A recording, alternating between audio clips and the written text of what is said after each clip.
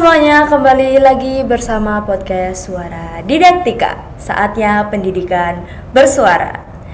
Oke, jadi di episode kali ini kita akan ngobrol-ngobrol santai tentang seputar dunia pendidikan. Tapi kita nggak akan ngobrol sendirian karena bakal ditemenin narasumber kita yang dengan cerita-cerita yang sangat inspirasi. Langsung saja kita sambut narasumber kita kali ini, Kak Gus Rohmat. Selamat sore Kak Gus. Selamat sore Mbak Safi. Gimana kabarnya hari ini? Alhamdulillah cukup dingin di ruangan ini. Iya, boleh dikecilin Kak. Gitu. Oke, selamat datang di podcast Suara Didaktika bersama kami.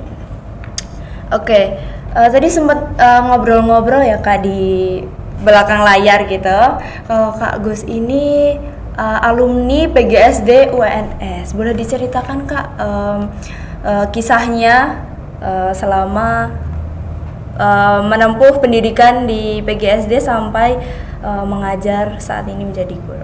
Oke, wah itu panjang banget. Iya. Yeah. Yang cepatnya aja ya. Yeah. Oke, masuk saya 2011. Yep. Saya mahasiswa bidik misi. Ya, bidik misi nggak? Iya, kalau sekarang KIPK mungkin ya teman-teman nyebutnya.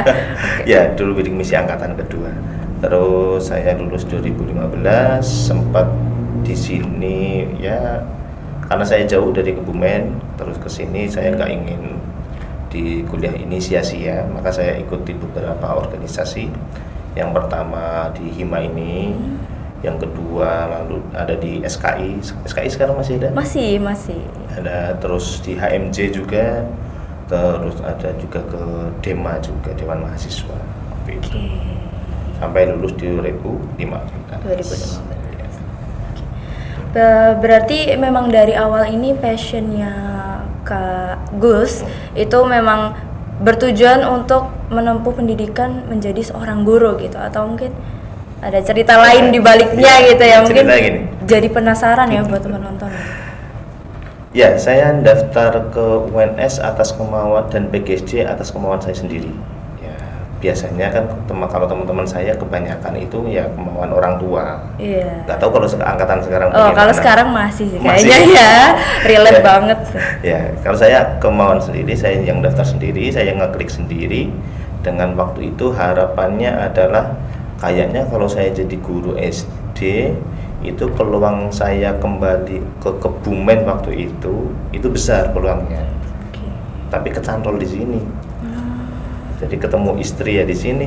Waduh, fun fact nih. Iya, jadi istri saya satu kelas sama saya.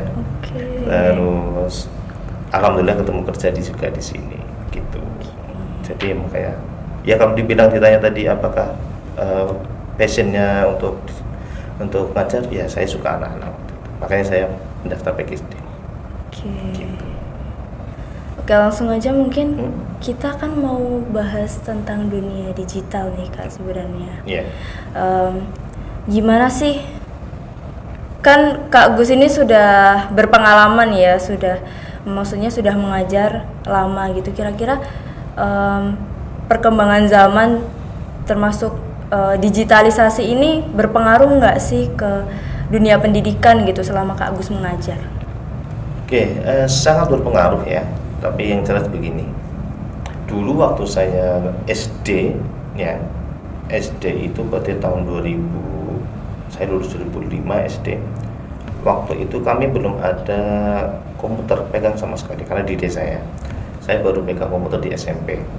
Dan lalu saya jadi guru di Solo, yang kiranya dengan Kebumen waktu itu dengan daerah awal saya itu berarti desa sama kota gitu ya.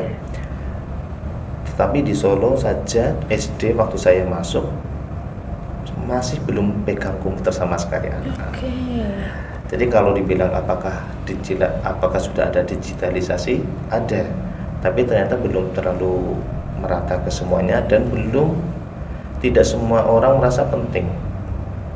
Berarti cukup ada perbedaan kebiasaan gitu ya dari awalnya bawa buku terus jadi berpindah ke mode laptop gitu. Iya, Tapi kalau kayak gitu tuh dari apa ya namanya, pemerintah gitu ada pelatihan khusus gitu nggak sih Pak untuk Oke. seorang guru gitu? Untuk Tentang digitalisasi. pemerintah pelatihan khusus untuk guru mengenai digitalisasi dan sebagainya di tahun-tahun dulu, mungkin tahun 2015 atau 17-an saya lupa, maaf, itu ada yang namanya pelatihan pembatik.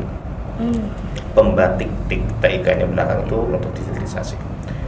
Itu yang pertama. Yang kedua, kami sekolah kami waktu itu SD ini adalah sekolah penggerak.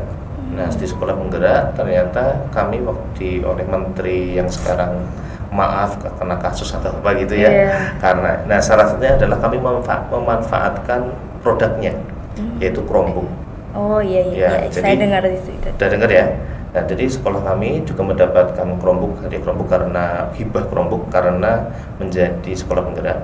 Itu satu. Yang kedua juga pemenuhan seperti LCD dan lain-lainnya, itu juga yang kedua.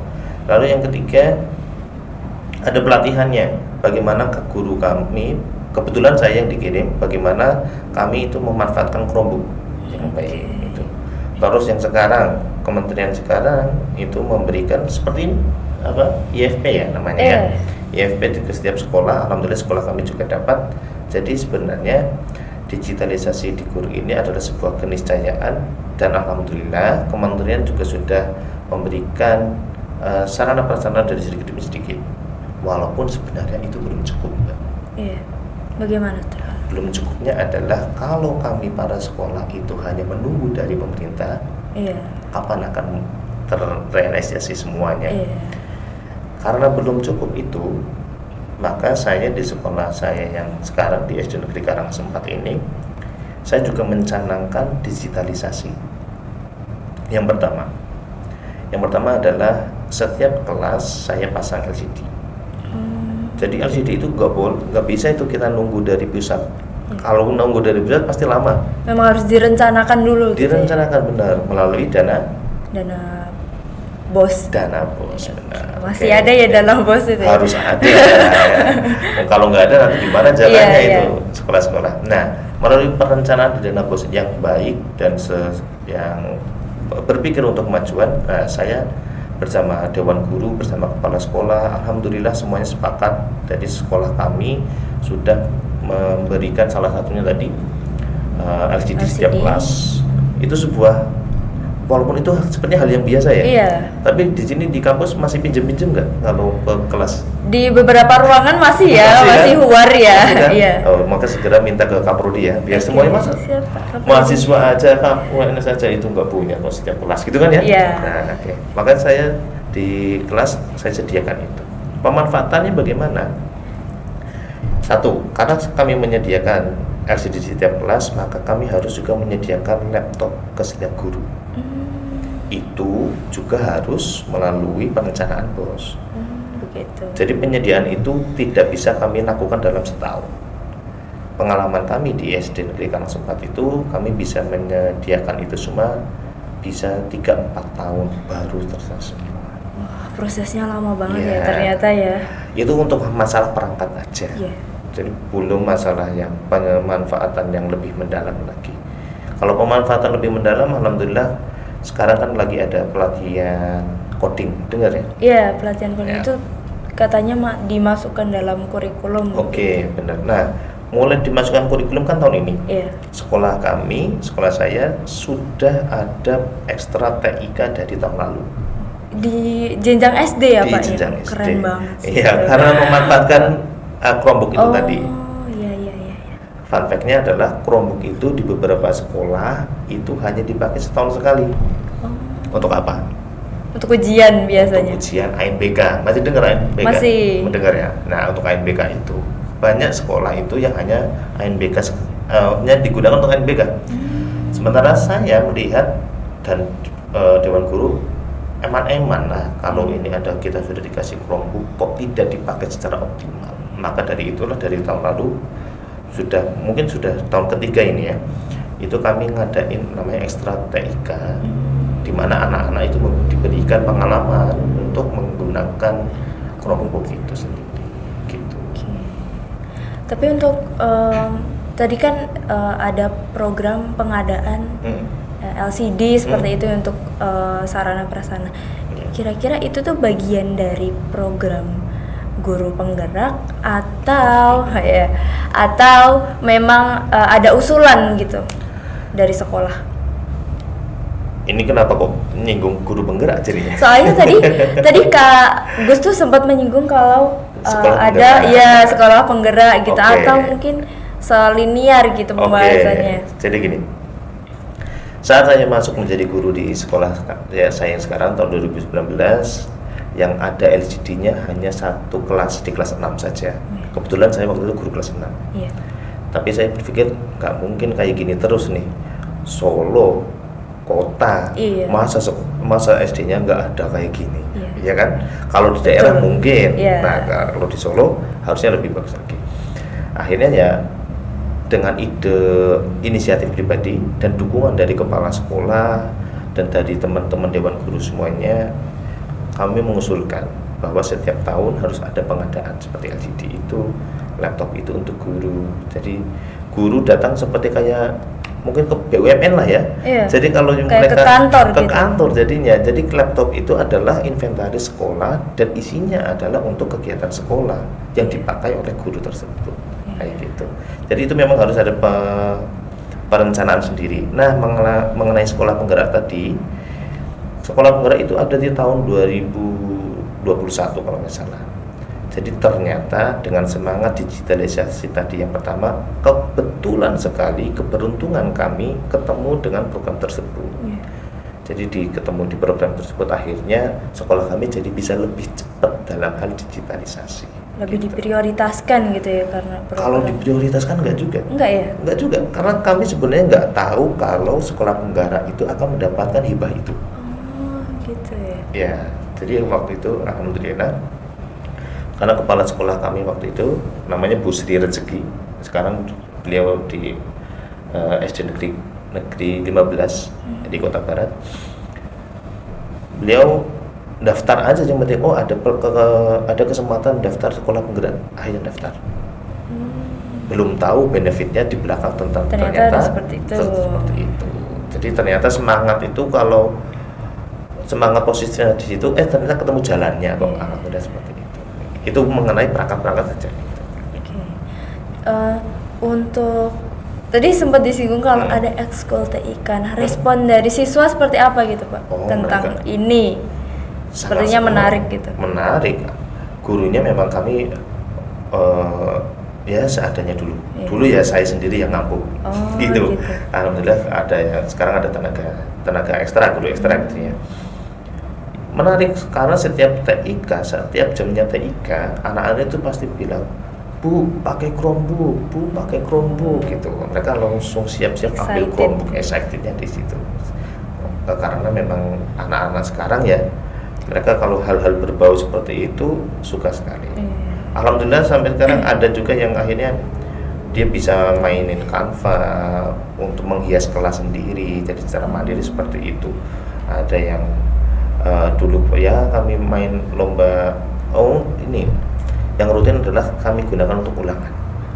Ulangan pakai Chromebook. Keren banget ya. Biasanya pakai sobekan kertas di ibu guru diktekan gitu. Sekarang pakai Chromebook. Jadi kami sering memanfaatkan ulangan pakai Chromebook itu pakai platform Quizzes ya. Sekarang ganti nama kalau nggak salah. Jadi Wayground. Ya, benar. Nah, saya juga masih pakai, jadi setiap ulangan yang bisa secara teori seperti itu pakai itu. Jadi kelihatannya ulangan tuh nggak terlalu monoton gitu, karena bisa divariasikan. Nah, itu juga anak-anak senang. Kami para guru itu juga gampang, karena nggak perlu koreksi. Iya, langsung keluar jawabannya, bisa langsung direkap gitu ya. Langsung rekap aja, langsung kita copy, masukkan ke buku nilai. Berarti itu udah merata untuk semua kelas atau baru beberapa kelas saja Pak? Untuk ekstra TIK baru di kelas 3, 4, 5. Kelas 1, 2 belum kami berikan karena kita sendiri tahu ya, karena 1, 2 itu masih terlalu kecil untuk itu. Dan ya, tapi itu juga nggak selalu, hanya pas jam-jam tertentu saja. Mulai di kelas 3 ya? Iya, mulai di kelas 3 kalau di kami. Tapi kalau dari guru yang lain gitu kan, pastinya mungkin ada struggle atau hambatan gitu untuk berpindah dari hal yang konvensional ke digital, Pak. Benar. Gitu. Benar. Itu kira bisa diceritakan dari pengalaman Kak Agus dan kawan-kawan guru. Untungnya saja tahun-tahun ini itu guru-guru itu termasuk guru-guru yang sudah bisa melek IT semua, hampir semua. Kalaupun ada 1-2 kami dorong untuk biar bisa. Sampai mohon maaf ini saya ceritakan ada satu guru yang dia merasa nggak bisa. Terus dia biar bisa ngapain? Dia beli laptop sendiri. Oh gitu. Iya, jadi dia beli laptop sendiri biar sedikit-dikit latihan-latihan. Dia walaupun masih tanya ini gimana caranya copy paste dan lain-lain. Tapi kita semuanya mendukung. Maka kita semua kerjasama karena peningkatan tadi. Kalau sekarang bicara masalah peningkatan di guru kemampuan TK-nya, salah satunya dari lingkungan yang mendukung itu. Alhamdulillah guru tersebut sekarang sudah sering pakai itu. Walaupun pemakaian TIK, pemakaian LCD di depan anak-anak itu juga ada plus minusnya. Oke, gimana Pak? Kalau menurut Kak Agus? Jenengan kuliahnya masih banyak presentasi nggak? Masih, tentu saja masih. Perasaannya bagaimana kalau presentasi itu? Sebagai presenter? Kalau sekarang mungkin lebih ke terpaku ke HP gitu ya. Oh, gitu. Apa yang mau dipresentasikan, tinggal disampaikan. Kalau sebagai audiens? Kalau sebagai audiens mungkin kayak karena terlalu terpaku ke HP jadi kayak kurang paham gitu, kayak kurang memperhatikan. Iya, kurang memperhatikan. Itu permasalahannya, salah satu permasalahannya adalah terlalu cepat. Iya. Si presenter merasa sudah menyampaikan ilmunya. Dengan cara merangkum di buku tadi sudah dibuat jadi slide dan lain-lainnya. Yang mendengarkan itu juga merasa alah gitu aja udah. Nah, kalau untuk anak SD dengan terlalu banyak menggunakan itu ternyata juga terlalu cepat. Saya juga merasakan sendiri, oh ternyata benar kalau saya memang selalu menggunakan LCD proyektor untuk menyampaikan materi, anak-anak itu terlalu cepat. Terlalu cepat di sini kenapa? Akhirnya anak-anak itu tidak berproses. Maka saya imbangi. Kadang saya pakai itu, kadang saya pakai papan tulis. Papan tulis saya nulis sendiri, anak-anak nulis sendiri. Biasanya kan sekarang seperti ini. Misal contohnya matematika. Ada tentang keliling dan luas atau luas bangun datar begitu ya. Si guru biasanya merasakan sudah cukup dengan cara melihatkan video tentang penjelasan tentang bagaimana mencari luas, bagaimana mencari keliling. Tapi si anak akhirnya dia jadi tidak terlalu diikutkan dalam proses pembelajaran itu karena hanya melihat. Maka dari itulah sebaiknya memang penggunaan LCD itu juga tetap kita imbangi. Bagaimana dengan kita langsung berinteraksi langsung dengan anak-anak dan anak-anak merasa langsung ikut di situ. Jadi nggak terlalu cepat gitu Mbak. Proses anak-anak itu soalnya beda-beda banget.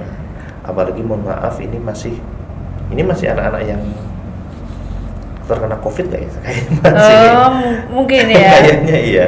Ya itu sangat berpengaruh. Jadi kita nggak boleh terlalu cepat. Makanya saya saat merasa terlalu cepat pakai LCD, oke saya ganti lagi pakai papan tulis. Gitu. Jadi minusnya lebih ke transfer informasi ke siswa itu sedikit terhambat gitu karena kurangnya interaksi. Ada sebuah kutipan yang sangat bagus yang saya baca dari, kalau nggak salah ini buatannya Pak Munif Khotib, pernah dengar namanya? Belum. Pernah baca buku pendidikan manusia atau pendidikan orang tua dan sebagainya kayak gitu, sekolahnya manusia. Oh iya pernah dengar. Pernah dengar? Iya. Kayak saya pernah begitu tertarik dengan pemikiran beliau sehingga saya membeli semua serinya. Ada sekolahnya manusia, ada sekolahnya orang tua, kayak gitu. Iya. Nah, beliau salah satu bilang gini, saat guru mengajar belum tentu siswa belajar. Oke. Dan itu yang harus diperhatikan oleh guru. Bagaimana benar-benar saat kita ngajar pakai LCD atau pakai apa tadi, benar nggak nih saat kita ngajar ini apakah si siswa itu akan belajar atau enggak. Nah, masalah kecepatan ini yang bisa mengetahui tentu gurunya masing-masing.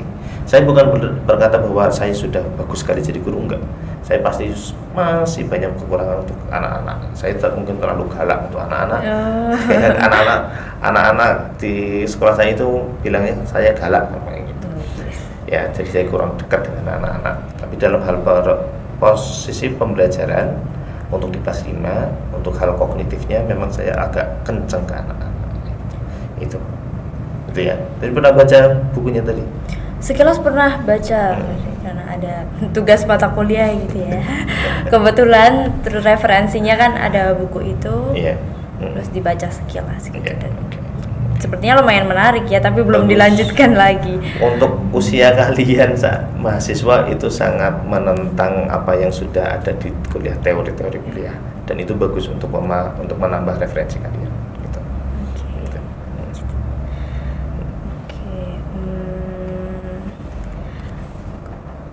Gini, tadi sebentar. Tadi sempat ada sudah di pengaplikasiannya ya, Kak Agus sendiri yang sudah menjadi guru saja pasti tentang digitalisasi itu aja sudah menyadari bahwa ternyata digitalisasi ini ternyata penuh hambatan juga gitu. Iya. Nah, kira-kira kita sebagai mahasiswa PGSD yang nantinya jadi guru nih Kak, selama presentasi contohnya pas selama presentasi tugas mata kuliah saja kelihatannya hanya seperti formalitas saja gitu. Nah, kira-kira dari Kak Gus ada nggak sih pesan gitu atau calon guru itu harusnya gimana sih? Gitu. Oke. Contohnya menghadapi digitalisasi ini. Kalau saya boleh ke belakang tadi masalah presentasi mahasiswa itu. Oke. Saya dulu kan anak desa ya, orang desa.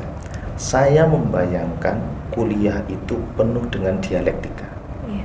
Saat perkuliahan penuh dengan adu argumen antar mahasiswa, bahkan kuliah malam untuk adu argumen. Dan memang saat beberapa kali kuliah awal di sini ya saya merasa, wah kok terlalu banyak presentasi dan hanya presentasi dan tidak ada tanggapan dan tidak ada dialektika diskusi yang saling membangun dan lain-lain.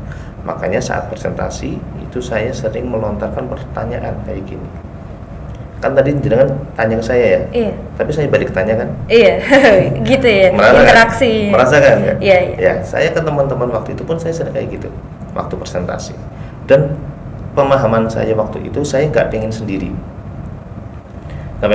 makanya waktu itu saya membuat sebuah komunitas sendiri yang Pak Roy salah satu anggotanya ya. Terima kasih Pak Roy sudah undang kegiatan ini ya. Yang waktu itu saya kasih nama Kolibus. Ya, sekarang itu adalah cikal bakal, sekarang namanya Kejar. Oh, Kejar. Kelas belajar. Kelas belajar. Ya, cikal bakalnya dulu itu namanya Kolibus. Kolibus itu singkatannya itu adalah Komunitas Peduli Kampus waktu itu. Oh, menarik ya Komunitas Peduli Kampus. Ya itu yang saya waktu itu saya buat dengan beberapa teman saya, khususnya yang saya ajak masuk adalah para penerima bidik misi. Menarik ya, ada beneran perkumpulan ini ya. Waktu itu bahkan anggotanya bukan hanya dari PGSD, tapi dari PG Baut juga. Ada Mbak Narisa waktu itu, beliau suka sekali nulis. Nah, kami di komunitas itu kami seringkali acaranya, kegiatannya adalah salah satunya saling tukar buku. Menarik ini. Ya, jadi ada yang sudah baca buku full, lalu dia akan menerangkan, menjelaskan ke anggota yang lain. Dan juga kegiatan reflektif dan lain-lain. Kenapa saya membuat ini? Karena tadi sedikit kekecewaan karena kuliah kok masa cuma gini ya. Apakah cukup kayak gini ya? Flat rasanya? gitu ya. Flat gitu ya. Maka saya membuat biar nggak flat sendiri ya saya yang buat. Buat ada gejolaknya. Gimana sendiri, gitu? Ya? Gimana caranya sih gitu. Alhamdulillah waktu itu berjalan dengan ya beberapa kali pertemuan, akhirnya kami juga ikut beberapa perlombaan waktu itu. Ada perlombaan lomba media, debat pendidikan, saya juga pernah ikut, pernah di UMS, pernah di UKSW Salatiga, dan kalau nggak salah debatnya itu akhirnya generasi kedua kami itu ada yang sampai ke juara di nasional. Keren Ya, banget ya. ada Mbak Amal, Progresnya. namanya Mbak Amal, Mbak Kosma, sama satu lagi saya lupa, gitu, dan macam-macam. Nah, itu kembali ke situ ya, mohon Iya. maaf, jadi flashback di kampus Nggak dulu. apa-apa Kak, nggak apa-apa Kak. Ya nggak apa-apa ya.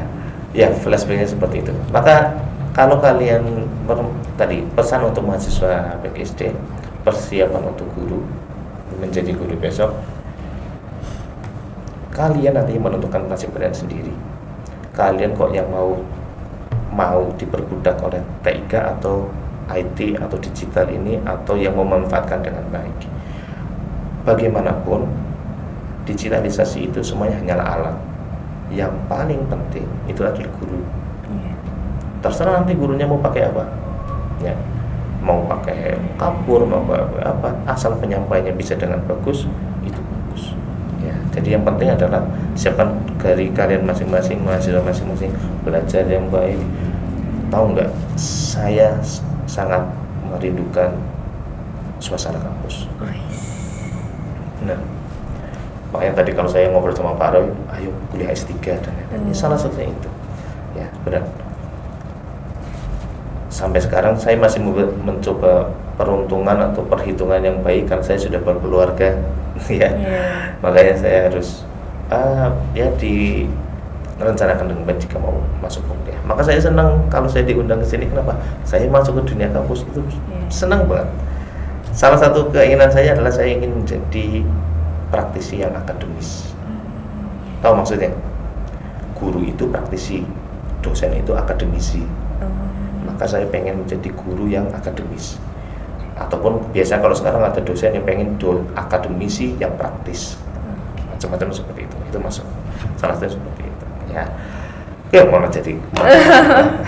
Ya, aduh, pembahasannya udah lumayan panas sih, boleh minum dulu kali ya, biar agak encer gitu. Ya. Oh ini logo Hima ini ya? Iya, logo Hima.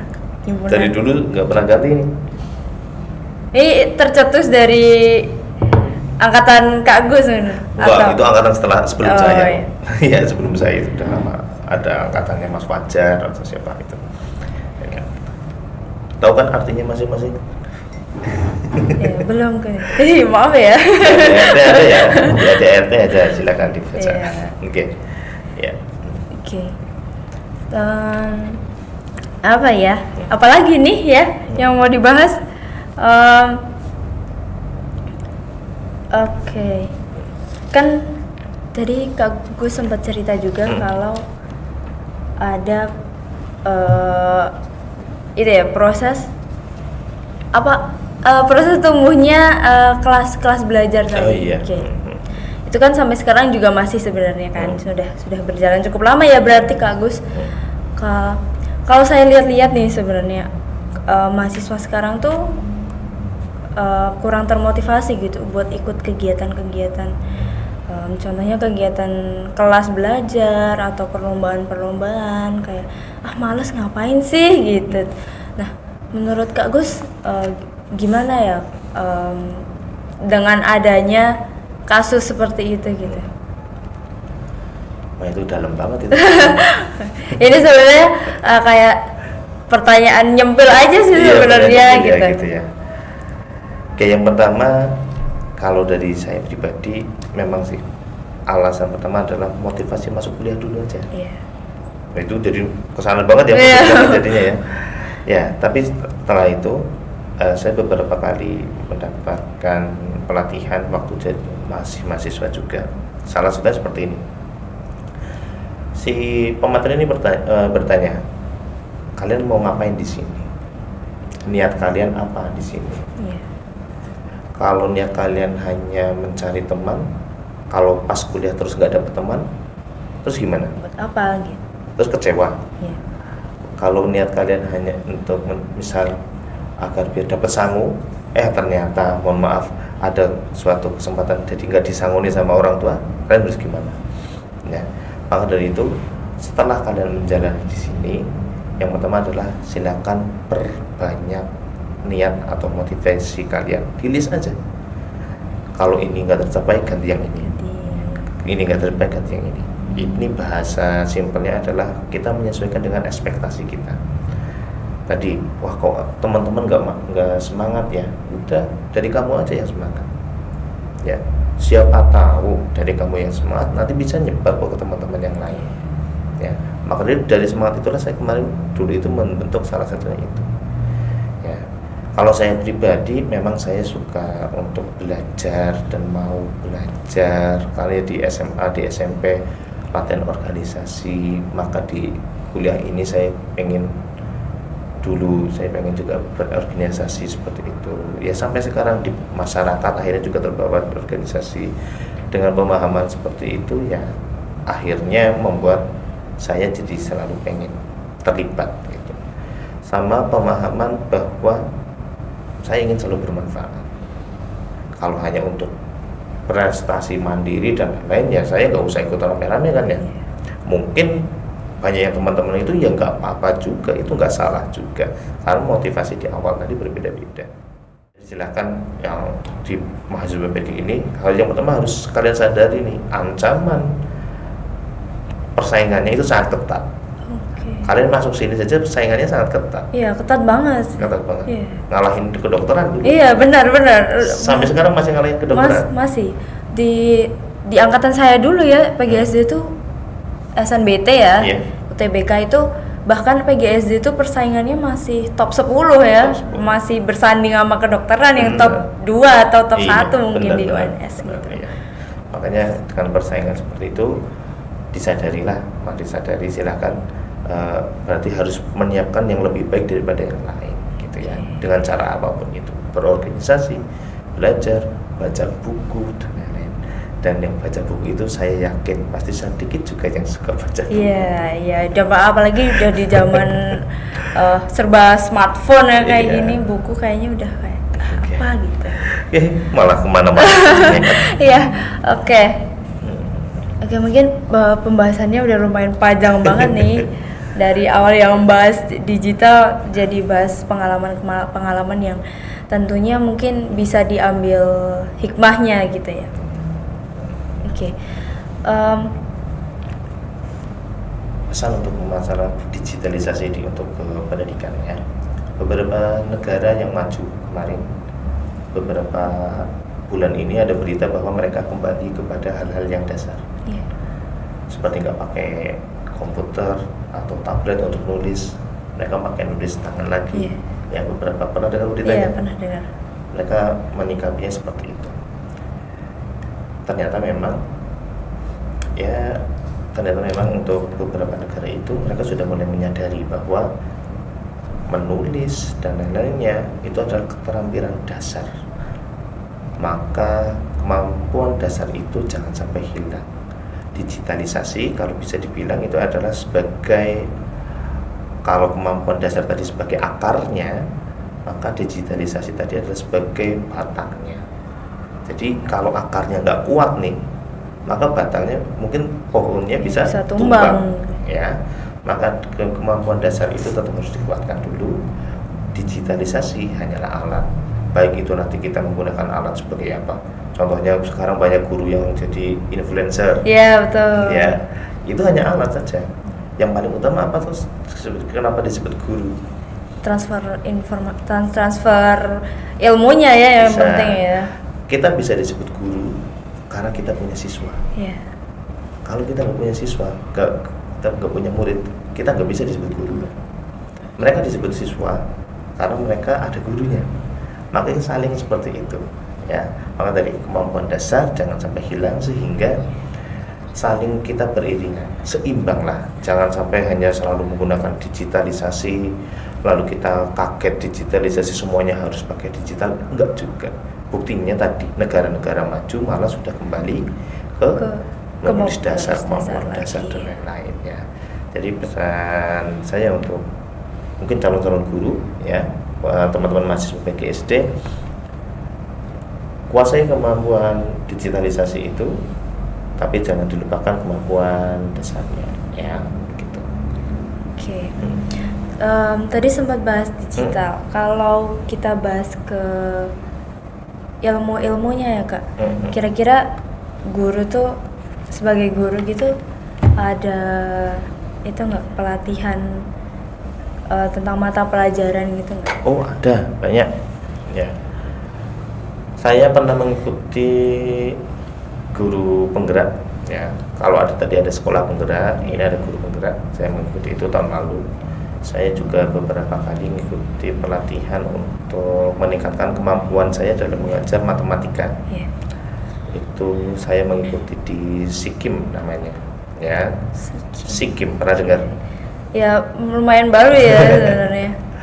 SIKIM itu adalah singkatan dari Southeast Asia Quality in Mathematics kalau nggak salah, atau lengkapnya agak lupa iya. Oh mohon maaf, Southeast Asia Kitab in Mathematics. K-nya itu singkatan dari kitab. Kitab itu juga singkatan lagi. Jadi intinya itu adalah organisasi se-Asia Tenggara, bentukan para menteri pendidikan di anggota Asia Tenggara. Kan kita ada ASEAN ya. ASEAN. Nah, itu para menterinya itu juga membuat namanya kitab. Ya. Di Indonesia itu ada beberapa, ada 3 setahu saya. Ada SIKIM itu untuk matematika, ada SIKIS untuk sains. Untuk SIKIM tadi ada di Yogyakarta, SIKIS itu ada di Bandung, ada language atau SIKIL, ya, L-nya language itu ada di Jakarta. Nah, saya pernah ikut yang SIKIM ini. SIKIM. Ya, pada bidang matematika. Di bidang matematika. Saya memang lebih suka di matematika. Jujur saja, PGSD itu pilihan kedua. Oh, menarik ya ternyata Pilihan PGSD. pertama saya matematika. Saya nggak lolos pilihan pertama, tapi saya terima aja. Yeah. Waktu itu saya masuk ke sini lewat, sekarang namanya apa ya? Jalur nilai rapot itu namanya. Oh, SNBP kalau sekarang Ya, SNBP. dulu namanya undangan. Nggak sombong kan ya? Ya enggak. Ya, karena waktu itu yang diterima itu waktu angkatan saya hanya 24 orang. Yang laki-laki hanya saya. Yang lainnya perempuan semua, ya. Oke, kembali ke sini. Tadi saya ikut di SIKIM. SIKIM itu kebetulan tahun lalu 2 kali. Yang pertama tentang STEM, yang kedua untuk pembuatan media dalam pembelajaran matematika. Yang tahun lalu yang kedua itu alhamdulillah dari SIKIM itu dipertemukan dengan teman-teman dari Malaysia, teman-teman dari Thailand, dari Vietnam, dari Laos. Kebetulan saya satu kamar dengan orang dari Thailand. Oh, iya. Sawadika dan lain-lain. Oke, jadi intinya kesempatan untuk belajar setelah jadi guru itu sangat banyak. Ya, silakan jadi mahasiswa itu masih banyak seminar pendidikan, workshop itu banyak banget kan ya. Saya selalu kalau dapat informasi misal di UNS atau apa ada pelatihan ini, saya lihat syaratnya mahasiswa aktif, oh nggak jadi. Kalau guru mungkin saya masih daftar, ternyata syaratnya mahasiswa aktif, ya udah nggak salah ya gitu. Ya, jadi silakan, salah satu caranya untuk melatih itu ada banyak caranya. Berarti tadi untuk yang SIKIM bahasa pengantarnya pakai bahasa Inggris. Oh gitu ya, karena tingkatnya udah se-Asia Tenggara. Se-Asia Tenggara, gitu. pemateri semuanya pakai bahasa Inggris. Menarik Baik dari nih. Indonesia ataupun dari kebetulan yang tahun kemarin dari Singapura. Itu juga dari full English. Itu. Berarti kita guru SD, mohon maaf, kita guru SD juga ternyata harus belajar kayak gitu.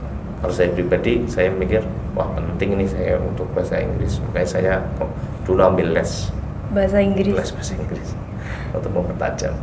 Ini menarik banit ya SIKIM ini. Boleh diceritakan sedikit nggak Kak Tambah. prosesnya seperti apa gitu? Karena baru tahu ada program khususnya Kayak gitu ya. pelatihan di bidang matematika Asia Tenggara gitu Asia lagi. Tenggara. Oke. Tadi ya, kitab itu bukan hanya di matematika.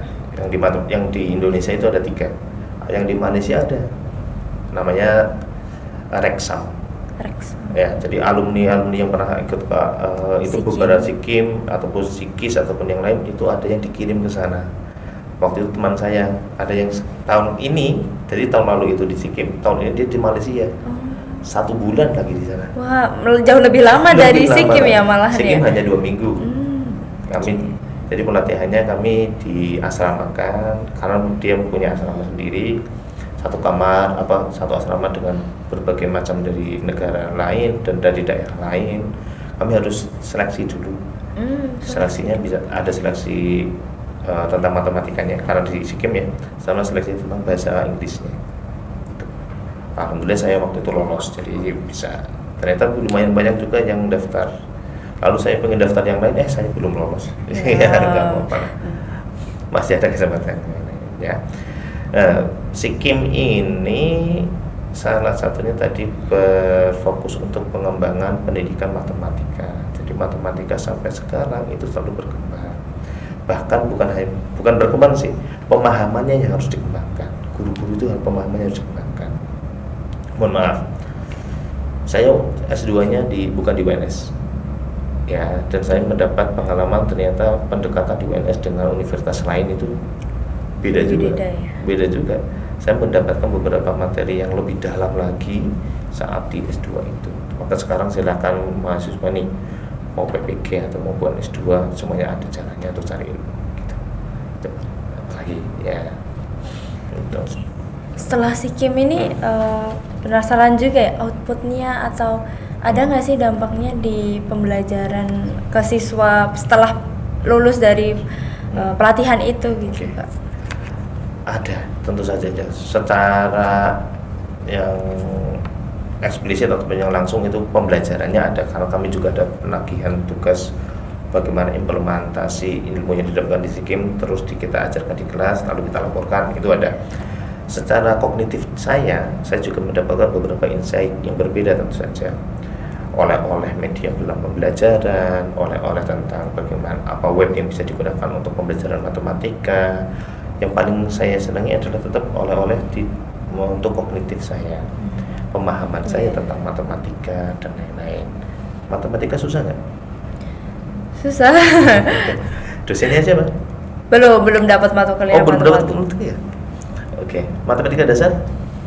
Oh, udah pernah semester 1. Iya, pasti sudah. Siapa dosen? Pak Bayu. Pak Bayu. Oh, ada yang Pak Sandra Riyadi, Bayu. Mungkin di teman-teman di belakang layar ada ya. Ada yang Pak Riyadi. Pak Riyadi itu dosen favorit saya. Iya, itu beneran. Banyak pengalaman lucu sama Pak Riyadi. Semoga sehat selalu Pak Riyadi.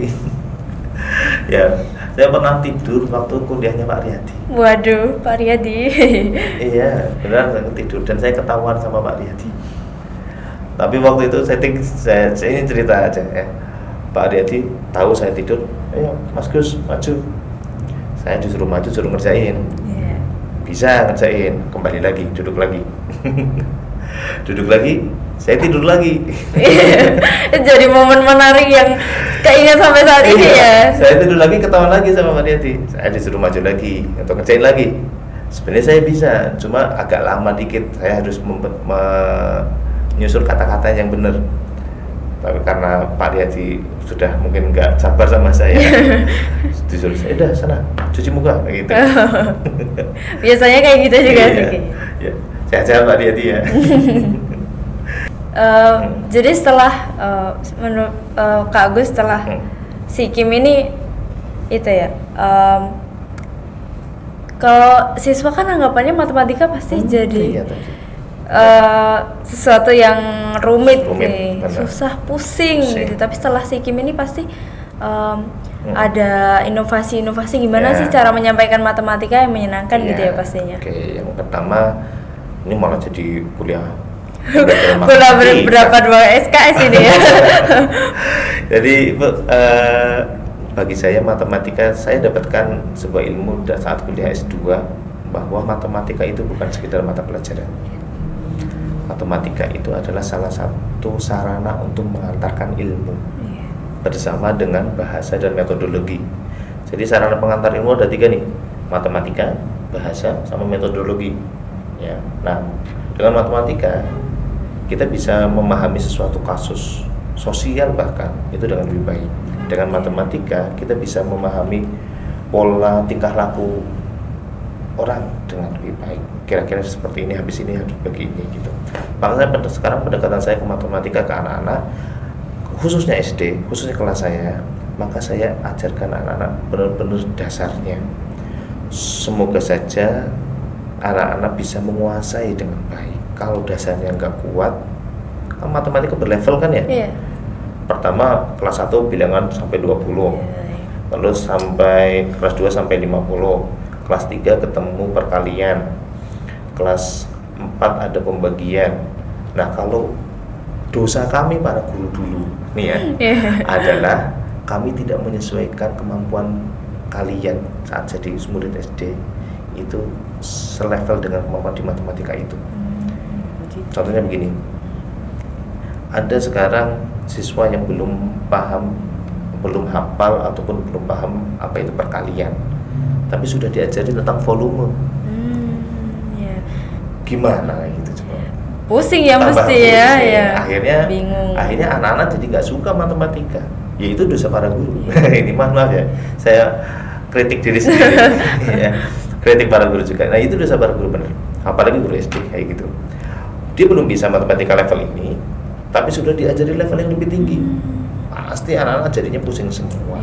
Dengan seperti itu akhirnya ya kalau ditanya anak-anak apakah matematika susah, ya pasti, ataupun mata pelajaran yang paling susah apa, jawabannya ya matematika pastinya kalau salah satunya itu. Makanya saya tadi ikut pelatihan SIKIM, pelatihan yang online-nya juga dari SIKIM juga, itu pemahaman saya untuk meningkatkan pemahaman dengan matematika. Contohnya begini nih, ini enak banget. Kenapa 11 disebut 11? Kenapa 1 2 itu 12? Kok 21 itu 21? Kok 11 itu enggak 10 1 apa 10 2? Itu hanya masalah bahasa. Itu masalah bahasa, dan itu dibahas secara keilmuan di matematika di SIKIM itu dibahas. Juga dibahas tentang ada buku kurikulum merdeka untuk SD. Buku kurikulum merdeka SD waktu kelas 1 sama kelas 4 baru pertama kali kurikulum merdeka itu diimplementasikan, itu ngambil dari terjemahan dari buku untuk Jepang. Tahu nggak? Ya, jadi buku Jepang diterjemahkan oleh kementerian menjadi buku pegangan SD anak-anak sekarang. Yang akhirnya tentu saja menimbulkan kritik. Ya, kritik satu-satu pasti ada. Akhirnya sekarang bukunya direvisi karena mungkin tidak sesuai dengan sini gitu ya. Contoh yang paling banyak waktu itu kasusnya adalah karena kelas 4 kok sudah diajari triliun. Pernah dengar nggak? Kelas 4 diajari miliar triliun. Itu di buku yang itu tuh. Makanya sekarang diganti buku yang lain. Nah, di buku yang itu ternyata untuk membelajarkan kelas 1 antara angka 1, 2, maaf bukan angka ya, bilangan 1, 2, 3, itu mana dulu yang diajarkan? Bilangan 1? No, bilangan berapa? 3. Bilangan 3. Kenapa 3? Baru tahu ini. Karena 3 polanya jelas, 1, 2, 3 di sini. Kalau 1 dimanapun ya kayak gitu aja. Kalau 2 bisa ke atas ini gitu. Itu pola untuk jika masih dalam bentuk gambar gitu ya, semi konkretnya gitu kan ya. Nah itu, maka 3 itu yang paling mudah untuk diperhatikan oleh anak-anak. Oh, polanya kayak gini, itu 3. Kalau 2 itu sampai hal-hal kayak gitu dibahas. Di kuliah dibahas nggak? Mungkin udah ya. Di matematika dasar dibahas nggak? Ya ada lain-lainnya. Itulah ya, itu hanya salah satu contoh saja gitu. Ya gitu Mbak. Oke, jadi sebenarnya pengalaman-pengalaman itu juga cukup membantu untuk pengembangan diri ya Pak. Iya benar. Oke, jadi buat mahasiswa-mahasiswa nih, mumpung masih kuliah, tuh kata Kak Agus yang udah praktisi ya, udah pengalamannya udah banyak. Tentunya kita juga harus mengembangkan pengalaman kita gitu di bidang baik lewat pelatihan, organisasi. Oke, jadi tentunya tadi kita udah sempat bahas juga tentang digitalisasi. Kalau penyampaian ilmu itu bisa memang didukung dengan digitalisasi, tapi tidak bisa dijadikan patokan karena sudah disampaikan juga bahwa ternyata minusnya juga banyak ya. Jadi bisa dijadikan pelajaran juga buat suatu saat nanti kalau kita yang saat ini masih jadi mahasiswa, yang suatu saat nanti bakal jadi guru, bisa diterapkan nih saat mengajar. Kalau ternyata penyampaian materi itu nggak cuma penyampaian materi, tapi gimana siswa itu bisa berkembang lewat apa yang sudah kita sampaikan gitu ya. Pembicaraannya lumayan panjang ya, tapi sayangnya kita nggak bisa ngobrol panjang-panjang karena masih ada episode selanjutnya yang bakal menarik banget. Jadi terima kasih sebelumnya, terima kasih Kak Gus sudah datang dan berbagi kisah inspiratif buat teman-teman penonton mahasiswa PGSD tentunya. Terima kasih sudah datang hari ini di video pertama kita ya ini. Oke, jadi karena ini video pertama pasti akan ada episode selanjutnya. Meskipun ini udah berakhir, ditunggu di episode selanjutnya bersama saya Safi. Sampai jumpa di episode selanjutnya bersama Suara Didaktika. Saatnya pendidikan bersuara.